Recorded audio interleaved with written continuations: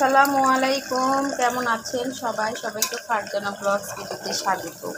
তো আজকে আমি তেহারি রান্না করছি। অলরেডি তেহারির মাংসটা আমি প্রেশার কুকারে বসিয়ে দিয়েছি। তো মাংস আমি সব কিছু উপকরণ দিয়ে এখানে প্রেশার কুকারে কষিয়ে নিয়ে তারপরে পানি দিয়ে সিদ্ধ করে নিব। তো এখানে আমি দিয়েছি টক দই, আদা রসুন পেস্ট, জিরা পেস্ট। এখানে আমি কোনো শুকনা মরিচ, হলুদের গুঁড়া ইউজ করি নাই। এখানে দিয়েছি কাঁচামরিচ পেস্ট, তারপরে একটু 2-3টা কাঁচামরিচ ফালি করে দিয়েছি, তেজপাতা, লং, দারচিনি, ছোট এলাচ, বড় এলাচ সব দিয়েছি। একটু দিয়েছি ভাজা জিরা গুঁড়া, একটু স্পেশাল মশলা দিয়েছি।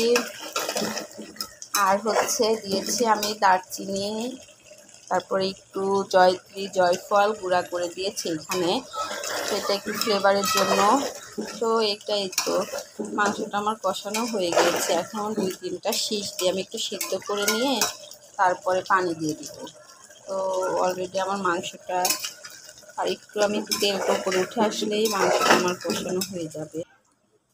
তো এদিকে মাংসটা কষানো হয়ে গেছে, এখন আমি পানি দিয়ে দিয়েছি। আর এই যে দেখেন, একদম এখন প্রেশার কুকারে ঢাকনা লাগিয়ে দিব, দিয়ে 2-3টা শীষ দিয়ে আমি এটাকে সিদ্ধ করে নিব। নিয়ে পরে এই ঝোলের থেকে মাংসটা আমি উঠিয়ে নিয়ে তারপরে পোলোয়ার চাউলটা ভেজে নিয়ে ব্যাস রান্না হয়ে যাবে।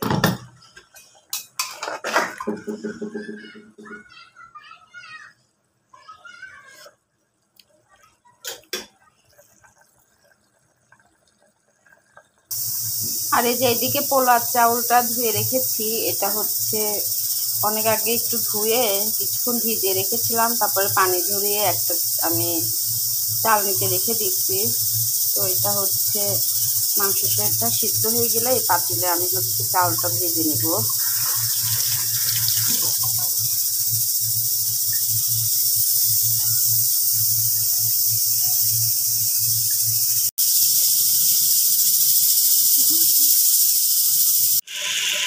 তো এখানে এই যে তেল দিয়ে দিয়েছি, আর ওই যে মাংস কষানোর মশলাটা ছিল, ওই মশলাটা ওই ভিতরে দিয়ে আমি এখন এই যে চাউলটা ধুয়ে রেডি করে রেখেছিলাম, ওই চাউলটা এখন দিয়ে দিব।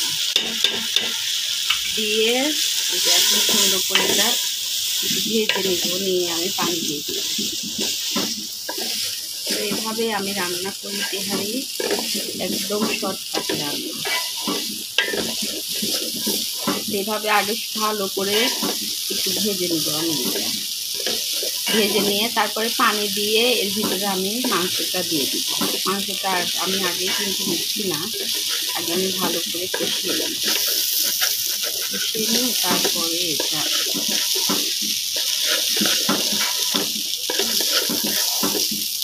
একদম সহজভাবে রান্না দেখাচ্ছি, সবাই পারবে রান্নাটা। তো শুরুতেই বলে নিচ্ছি, আমার ভিডিওটি যদি ভালো লাগে তাহলে সবাই লাইক, শেয়ার, কমেন্ট করে আমার পাশে থাকবেন। তো আশা করছি আজকের ভিডিওটিও আপনাদের কাছে অনেক ভালো লাগবে, এই তেহারি রান্নার রেসিপিটা।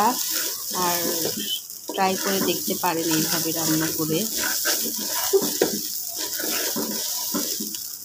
আমি চাউলটা যে এইভাবে সুন্দর করে ভেজে নিই। তো এখন এই যে মাংসটা দিয়ে দিব, চাউলটা আমার ভাজা হয়ে যাচ্ছে। এখন এই যে মাংস কিন্তু বেশি অল্প সিদ্ধ করেছি, এর ভিতরে বেশি সিদ্ধ করি না। এখন এই যে এটা সুন্দর করে নেড়ে দেব।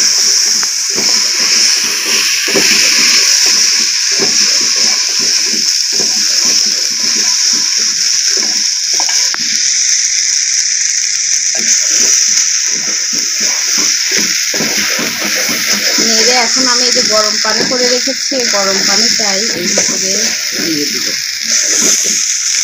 দিয়ে লবণ টবণ টেস্ট করে নামানোর আগে আমি একটু কেওড়া জল আর একটু গোলাপ জল দিয়ে নামিয়ে দেব। তো তেহারিতে কিন্তু একটু গোলাপ জল আর কেওড়া জল দিতেই হয়, তাহলে একটা হোটেলের মতো টেস্ট চলে আসে।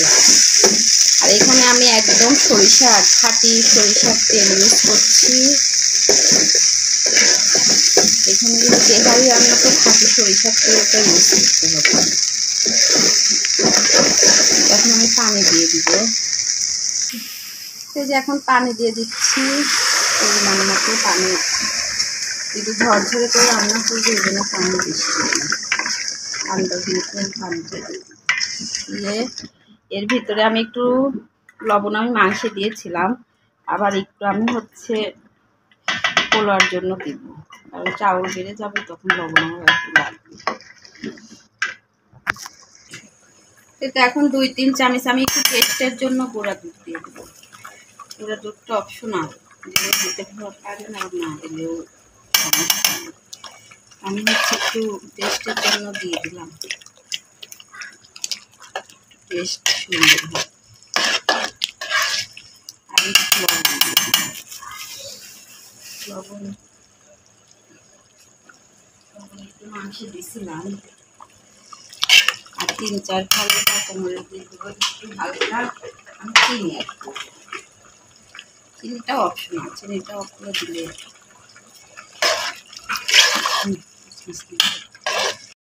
তো এখন এই যে কাঁচামরিচের ফালি দিয়ে দিলাম, দিয়ে এখন আমি এটাকে দমে দিয়ে দিলাম। বাস, এটা আর কিছু দেওয়া লাগবে না, শুধু নামানোর আগে আমি একটু কেওড়া জল দিলেই আমার এটা রেডি।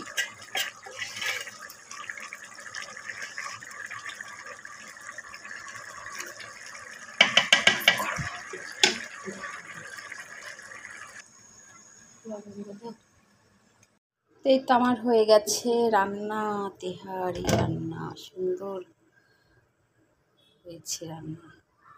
তো আমি এখন চুলার যে দমটা, এটা কিন্তু আর দমে রেখে দিলে অনেক একদম হয়ে গেছে। তো এটা এখন আমি চুলাটা অফ করে দিব। আর এই যে দেখেন কালারটা জাস্ট ওয়াও এসেছে। তো চলে আসেন